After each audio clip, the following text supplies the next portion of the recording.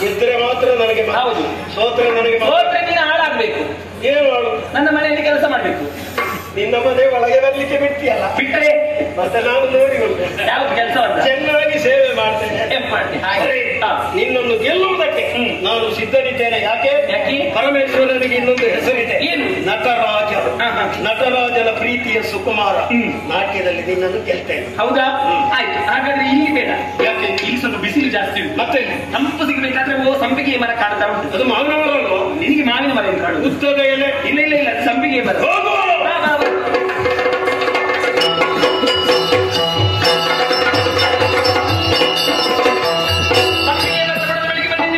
ನಾಟ್ಯ ಮಾಡೋದಕ್ಕಿಂತ ಮುಂಚೆ ಒಂದು ಭೂಮಿ ಪೂಜೆ ಮಾಡಬೇಕು. ಯಾರು ಮಾಡುವುದು? ನೀನು ಮಾಡಬೇಕು.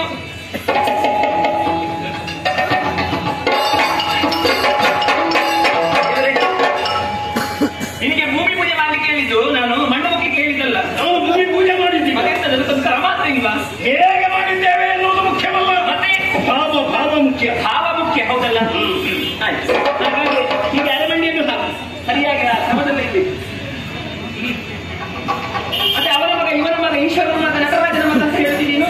ನಿನ್ನೊಂದು ಅರಮಂಡಿ ಹಾಕಲಿಕ್ಕೆ ಬರುವುದಿಲ್ಲ, ಅದು ಬಹಳ ಕಷ್ಟ. ಅತ್ತಿನ ಕೈ ಅದೀಗ ನಿಂಬಿಟ್ಟು ಕೈಯೇ ಹೋಗುದಿಲ್ಲ ನೀನು. ಮತ್ತೆಂತ ಈಗ ಇಲ್ಲಿ ಸ್ವಲ್ಪ ಹೊಂಡ ಉಂಟು.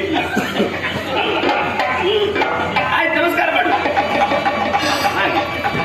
ಬೆಳಕ ಉಂಟಾ? ಅತ್ತೆ ರಕ್ತ ಹೋಗಿದಲ್ವಾ? ನಿನ್ನೆ ಕಾಡಿನಲ್ಲಿ ಸ್ವಲ್ಪ ಗೆಣಸು ತಿಂದ. ಪ್ರಾರಂಭಿಸೋಣ. ಲೆಕ್ಕದ ತಿನ್ಬೇಕು. 3 ಮುಕ್ತಾಯದಿಂದ ಆರಂಭಿಸ್ತೇನೆ ನಾನು.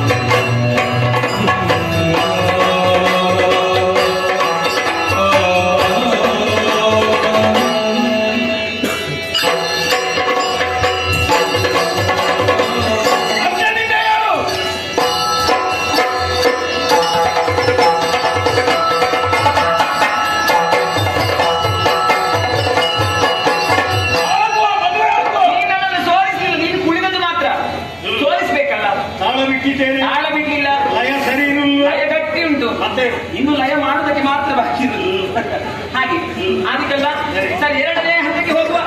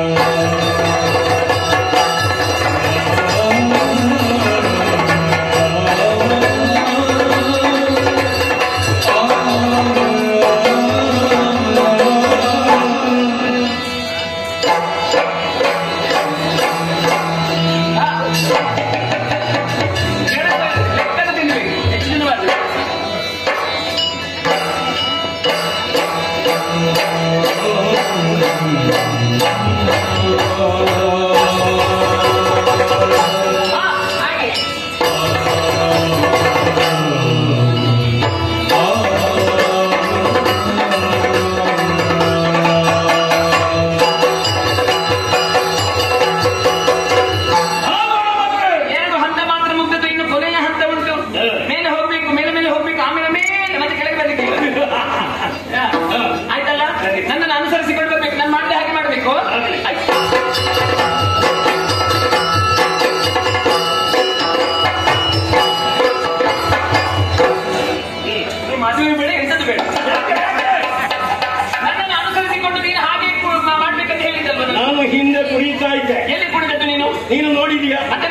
ನಿನಗೆ ಕಣ್ಣಲ್ಲಿ ಮುಂದೆ ಇರುವುದೇ ಹಿಂದೆ ಮುಂದೆ ಇರುವುದು ಏನು ನೋಡಿದೆ? ನಾವು ನಾಟ್ಯ ಮಾಡುವಾಗ ನಮ್ಮ ಕಣ್ಣೆಲ್ಲ ಎಲ್ಲಿಗೆ ಹೋಗ್ತದೆ ಹೇಳುವುದಕ್ಕೆ ಸಾಧ್ಯ ಇಲ್ಲ.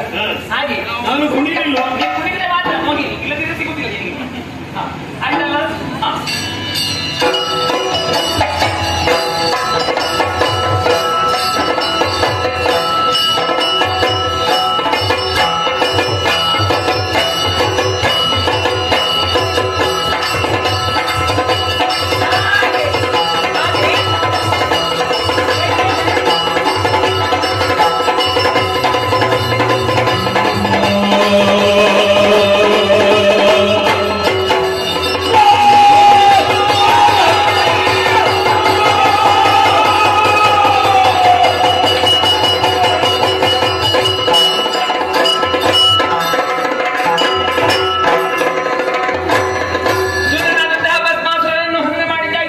ಈ ವಿಚಾರವನ್ನು ತಿಳಿಸುವುದಕ್ಕೆ ಬೇಕಾಗಿ ಭಾವದಲ್ಲಿ ಹೋಗ್ಬೇಕಲ್ಲ.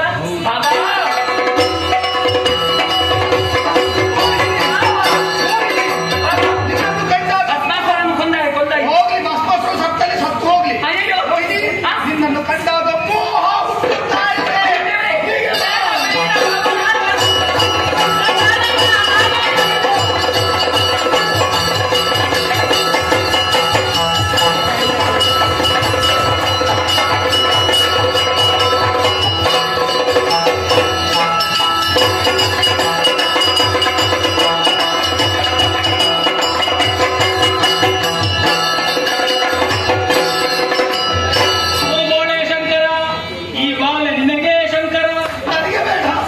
ನೀ ಮಾಡಿದ ಅವಾಂತರ ನನ್ನ ತೊಡೆಯನ್ನ ಸೀಳಿ ಹೊರತೆಗೆದಿದ್ದೇನೆ. ಗಂಡು ಮಗು ನನಗೆ ಬೇಡ, ನನಗೂ ಬೇಡ. ಹಾಗಾದ್ರೆ ಏನು ಮಾಡೋಣ? ಈ ಮಗುವಿಗೆ